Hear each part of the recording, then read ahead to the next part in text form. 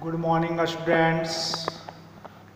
I am going to teach you Science Class 8, Chapter 11 and Physics Chapter 1st.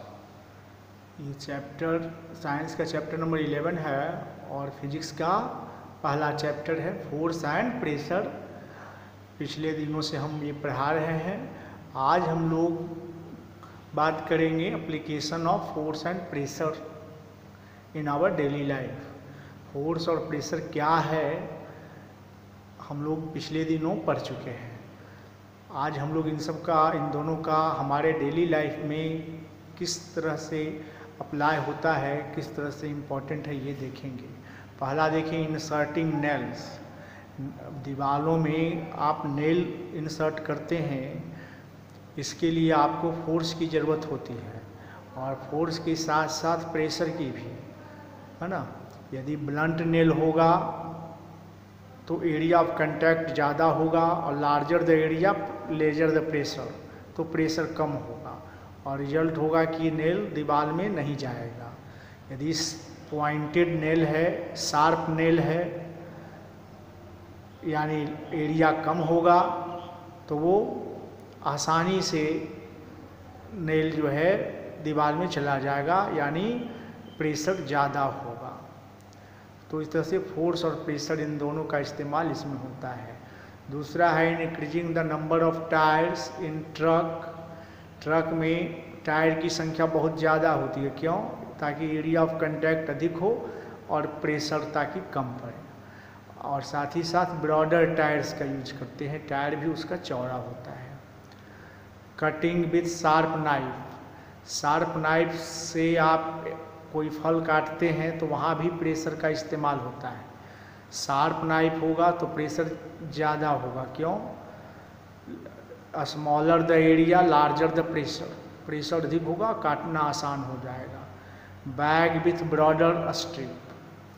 हम लोग जो bag कंधे पर टांगते हैं उसका फीता चौड़ा होता है तो आराम होता है। यदि वो पतला हो, जैसा कि हम लोग जो झोला वगैरह लेकर चलते हैं तो वो काफ़ी पतला स्ट्रिप होता है, तो हम लोग के हाथ में बहुत परेशानी होती है, तो ये बड़ा डिफ़िकल्ट होता है। लेकिन ब्रॉडर स्ट्रिप के साथ हम उस बैग को, भारी बैग को भी आसानी से कैरी करते हैं। तो ये सब प्रेशर का यूज हुआ, एप्लीकेशन है हम लोग के डेली लाइफ में।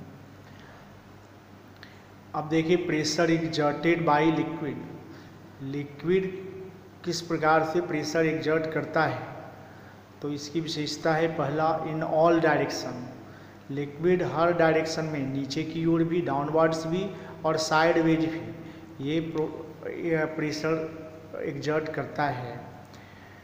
जबकि यदि सॉलिड है तो सॉलिड केवल नीचे की ओर प्रेशर डालता है, जबकि लिक्विड हर दिशा में प्रेशर डालता है। आप देखें एक्टिविटी नंबर 10 पेज नंबर 148 में ये लिक्विड प्रेशर के बारे में बता रहा है।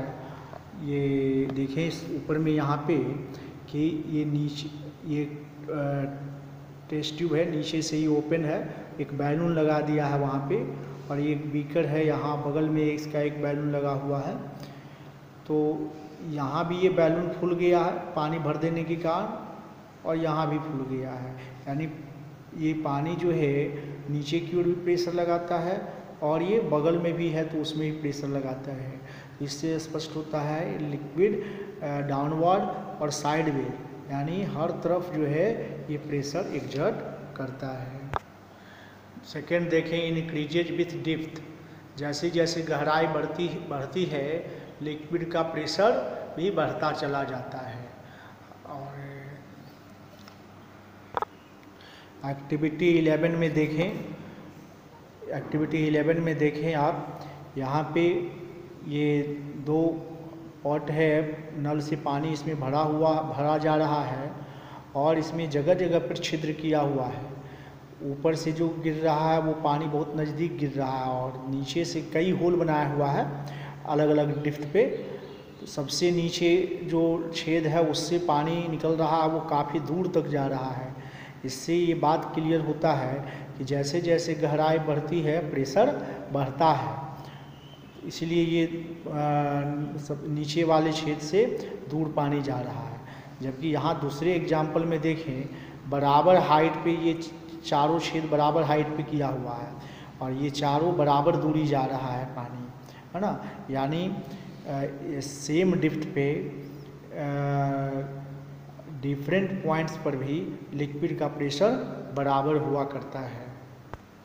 थर्ड देखें, measured by using an instrument called pressure gauge. Liquid pressure को प्रेशर गेज के द्वारा मापा जाता है और ये प्रेशर गेज का सबसे सिंपलेस्ट फॉर्म होता है ये manometer. Manometer is the simplest pressure gauge. Pressure gauge क्या है? A device use to measure liquid pressure. अब देखें हम लोग एटमॉस्फेरिक प्रेशर के बारे में जानें। एटमॉस्फेरिक प्रेशर क्या होता है? The pressure exerted on an object by the air column over it is called atmospheric pressure. कहने का मतलब ये है कि अर्थ के चारों ओर एयर का एक थिक लेयर है, ब्लैंकेट है, कवर है। यानी हम लोग के ऊपर एयर का बहुत हाइट तक एक कॉलम है एयर का, और ये एयर हम लोग को नीचे की ओर एक फोर्स हम पे अप्लाई कर रहा है, एक प्रेशर हम लोग पे डाल रहा है। इसी प्रेशर को हम एटमॉस्फेरिक प्रेशर कहते हैं। यहाँ पर एक फार्मूला दिया हुआ है कि 1 cm स्क्वायर एरिया पे उसके ऊपर जो एयर है वो 1 किलो वेट फोर्स अप्लाई करता है ना। तो इतना अधिक प्रेशर हमारे ऊपर एयर का होता है। यदि हम लोग हाथ फैला दें, यदि हाथ का एरिया जो है, पाम का, हथेली का एरिया यदि 100 cm स्क्वायर है तो समझ लीजिए कि आपके हथेली पर 100 किलो का भार आप पे लग रहा है एयर के द्वारा। लेकिन हम लोग उसको फील नहीं करते हैं। क्यों? क्योंकि एयर का भी ये गुण है कि ये चारों तरफ से प्रेशर डालता है। और आप हथेली जब फैलाते हैं तो हथेली के ऊपर भी एयर है और नीचे भी एयर है, तो ऊपर से भी 100 kg का फोर्स लग रहा है और नीचे से भी। ये दोनों एक दूसरे को कैंसिल कर देता है और इस तरह से हम लोग फील नहीं करते हैं।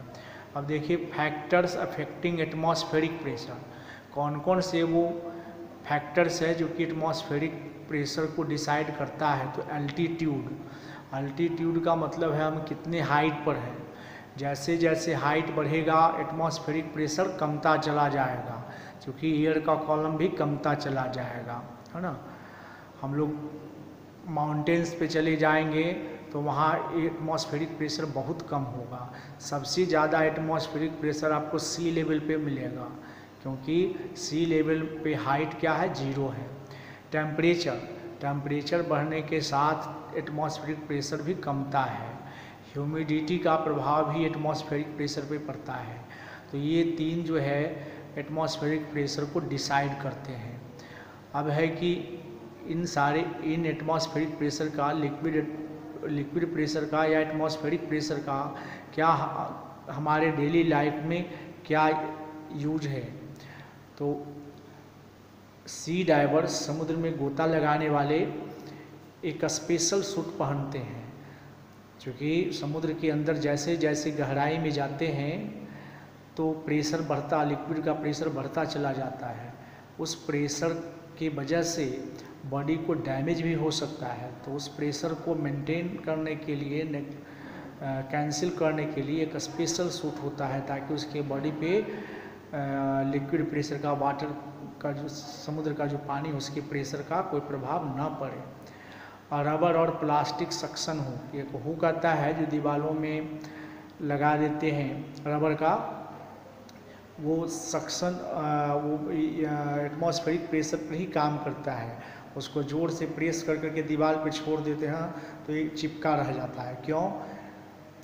उसको जब हम जोर से प्रेस करते हैं तो दीवार और उसके बीच जो एयर होता है वो निकल जाता है, और बाद में बाहर का जो एयर है उसको प्रेशर डाले रहता है और वो दीवार में चिपका रहता है। ड्रिंकिंग स्ट्रॉ, हम लोग फ्रूटी वगैरह पीने में जो पाइप का इस्तेमाल करते हैं वो भी जो वहाँ भी एटमॉस्फेरिक प्रेशर का इस्तेमाल होता है। जब हम लोग उसको जूस को हम खींचते हैं तो जूस के चारों तरफ जो है एटमॉस्फेरिक प्रेशर होता है जो प्रेशर डालता है, और जूस जो है जैसे ही हम लोग उसको सक करते हैं आराम से चला आता है। सिरिंज में भी प्रेशर का इस्तेमाल होता है। प्रेशर के जरिए ही सिरिंज जो है दवा को हमारे बॉडी के अंदर पहुंचाता है। ट्रेन्स में भी इस एटमॉस्फेरिक प्रेशर का इस्तेमाल होता है, वैक्यूम पंप होता है और उसके सहारे बॉगियों को कैरी किया जाता है आसानी से। तो these are the different uses of atmospheric pressure. आप लोग कार या बस के विंडो में एक रबर देखे हैं चारों तरफ लगा हुआ, वो किसी गम से चिपका हुआ नहीं होता है, बल्कि एटमॉस्फेरिक प्रेशर की वजह से वो चिपका हुआ होता है। तो ये सब जो है एटमॉस्फेरिक प्रेशर का यूज है ना। तो इस तरह से ये लेसन आपका फिजिक्स का पहला lesson force and pressure complete हुआ। और अब आप लोग होमवर्क नोट कर लें। पेज नंबर 151 में और एक बॉक्स बना हुआ है येलो कलर का ओरल क्वेश्चन, उसका आप लोग आंसर करेंगे। और दूसरा एक क्वेश्चन है why is it difficult to insert a blunt nail. दीवार में ब्लंट नेल को भोथर यदि नेल है तो उसको इंसर्ट करना बहुत ही मुश्किल है, क्यों? इसका आप लोग जवाब देंगे। तो इस तरह से ये लेसन आपका कंप्लीट हुआ। It's okay.